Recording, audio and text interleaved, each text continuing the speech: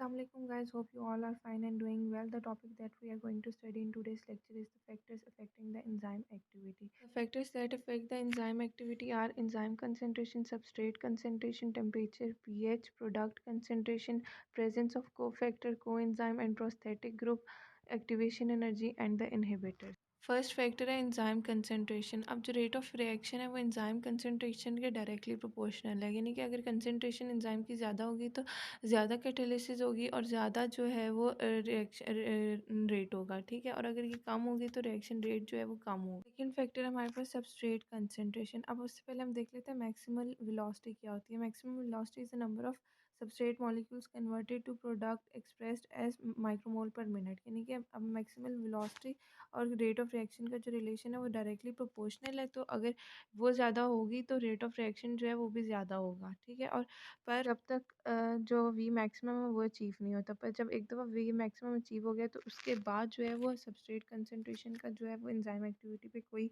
Effect नहीं होता, क्योंकि उस वक्त तक जो सारी एक्टिव साइट्स हैं वो सबस्ट्रेट ऑक्यूपाई कर लेते हैं। और अगर हम सबस्ट्रेट कंसंट्रेशन इंक्रीज़ भी करते हैं तो उसका कोई इफेक्ट नहीं होता।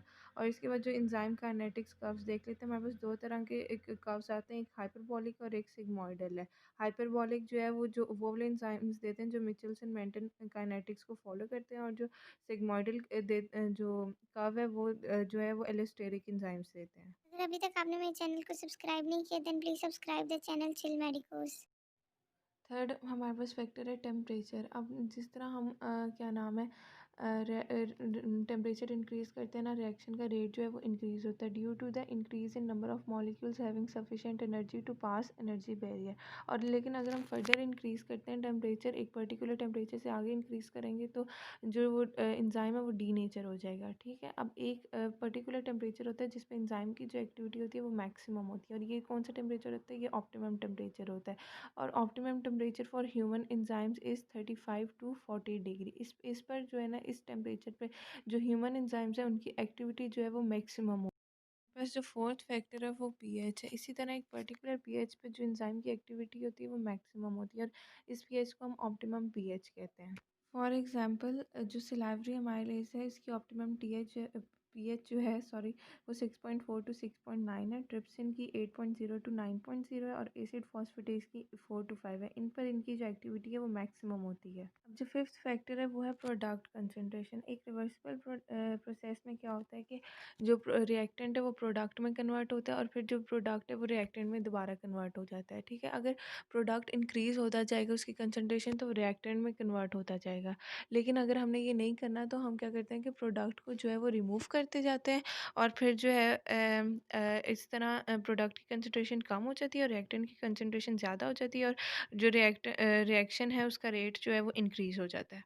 अगर हम प्रोडक्ट को रिमूव नहीं करेंगे और वैसे ही रिएक्शन होने देंगे तो फिर क्या होगा कि रिएक्शन का जो रेट है वो डिक्रीज़ होता जाएगा। और अब जो सिक्स फैक्टर है हमारे पास है वो presence of cofactor coenzyme and prosthetic group है। अगर ये ग्रुप्स प्रेजेंट होंगे तो एंजाइम एक्टिविटी ज़्यादा अच्छी ये परफॉर्म कर सकेगा, और अगर ये लोग एब्सेंट होंगे तो एंजाइम रिएक्शन होगा ही नहीं, ठीक है। इनकी एक पर्टिकुलर इंपॉर्टेंस होती है जिसकी वजह से इनका रोल होता है, जिसकी वजह से जो एंजाइम है वो अपनी एक्टिविटी प्रॉपर तरीके से परफॉर्म कर सकता है। बस अब हमारे पास सेवन फैक्टर है एक्टिवेशन एनर्जी। अब हम देखते हैं एक्टिवेशन एनर्जी का क्या इफेक्ट होता है।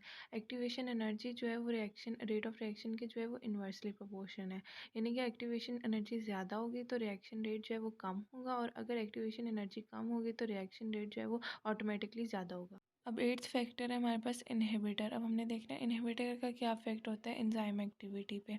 अब जब भी हम कोई इनहिबिटर यूज़ करते हैं एक कैटालिटिक रिएक्शन में, तो वो एंजाइम एक्टिविटी को इनहिबिट कर देता है। अब वो बेशक रिवर्सिबल इनहिबिटर हो या इरिवर्सिबल इनहिबिटर हो, ठीक है।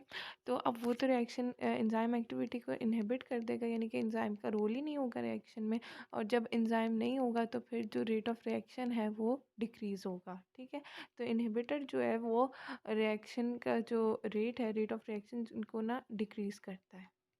Thank you so much guys for watching my video. और इस वीडियो को आप लाइक ज़रूर करें, इस पे कमेंट करें अगर कोई आपको प्रॉब्लम है, और अपने दोस्तों के साथ, अपने फैमिली मेम्बर्स जो ये टॉपिक्स पढ़ते हैं जो उनके लिए जिनके लिए फेवर में है तो उनके साथ ये वीडियो ज़रूर शेयर करें। और खुदा हाफिज़।